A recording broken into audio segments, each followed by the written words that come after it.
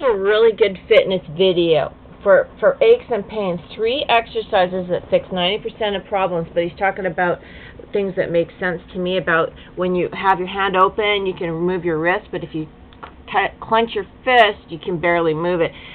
So he's making a lot of good points, but I want to make this because I want to tell you what's wrong with the tech and children today. Now listen to this. Watch this with this guy with the kid. B to point Q to point X, and then I watch how today. Okay, now I just want to show you this point because it reminded me of something. This is the problem with technology, is that young parents are expecting their little kids to understand what they're saying faster. Like the other day I heard a lady tell a little kid, the kid asked a direct question where the parent could say no or yes or no, but the parent said, couldn't tell you.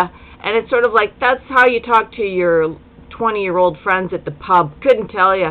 What does a kid understand about couldn't tell you? It's making the kids not understand you parents. Why are you clapping? Why are you hunched over? Why are you paying this much attention to me? It's too much. You're not letting them go through phases of life, because everything is all in one. It's all in one time. There goes my hot tea.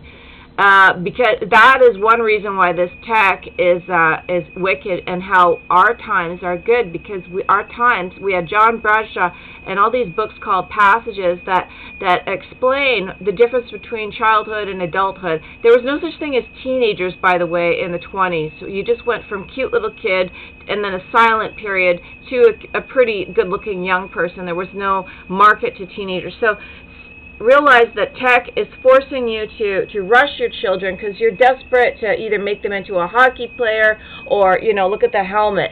You're terrified of your kids getting teased the way you might have. This is not a way to live. This is not a way to live. Everything happening at once.